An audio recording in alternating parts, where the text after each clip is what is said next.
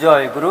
ইষ্টপ্রাণ দাদা ও মায়েরা, চলছে পূর্ণ শ্রাবণ পরিক্রমা। পরমারাধ্যা জগৎজননী শ্রী শ্রী বড়মার 133তম শুভ আবির্ভাব মাস। সর্বত্র চলছে মাতৃ সম্মেলন।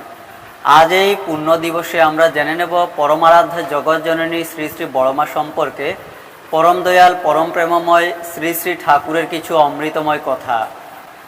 পরম দয়াল পরম প্রেমময় শ্রী শ্রী ঠাকুর জগৎজননী শ্রী শ্রী বড়মা সম্পর্কে বললেন, একবার ঠাকুর বললেন, বড় বউ একলা নিজে জল পর্যন্ত এনে 300 থেকে 400 লোকের রান্না করেছিল। তাছাড়া আরও কতবার যে কত কি করেছে তার ইয়ত্তা নেই। ওইসব মানুষ যারা অমনিভাবে এডুকেটেড অর্থাৎ শিক্ষিত হয়ে উঠেছে তারাই দোষের মা হতে পারে। কেবল জোর জবরদস্তি করে তা হয় না। ওই যে একটা কথা আছে, বাঁশের উপর বসলেই যদি মিস্ত্রি হতো তবে তো আর কথা ছিল না। শ্রী শ্রী ঠাকুর শ্রী শ্রী বড়মা সম্পর্কে বলেছেন, সংসারে মেয়েদের বলে লক্ষ্মী, কপালে মানুষ যারা তাদের বউ লক্ষ্মী হয়। আমার কপাল ভালো, তাই বড় বউয়ের সঙ্গে বিয়ে হয়েছিল। এই বড় বউয়ে কি কর্তামার কাছে কম গাল খাইছে? গালায় ভূত ছাড়াইয়া দিতেন, ও চুপ করে থাকতো, টু শব্দটি করতো না। বুঝে বুঝে হাতের কাজ কারে করত।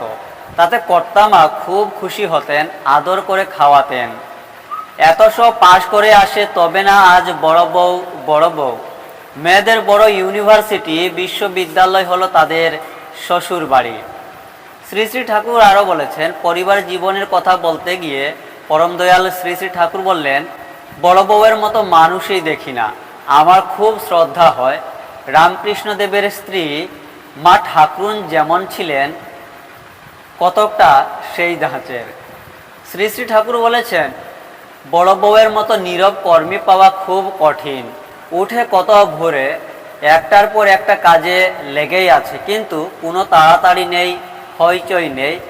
আর সব জিনিস এত গুছানো সুশৃঙ্খল যে দেখলে অবাক হয়ে যেতে হয়। পরম দয়াল শ্রী শ্রী ঠাকুরের বলা জগৎজননী শ্রী শ্রী বড়মা সম্পর্কে কয়েকটি বিষয় আপনাদের সম্মুখে তুলে ধরা হলো। ইষ্টপ্রাণ দাদা ও মায়েরা, আপনারাও শেয়ার করবেন যাতে প্রত্যেককে এই তথ্যগুলি জানতে পারেন। জয় গুরু।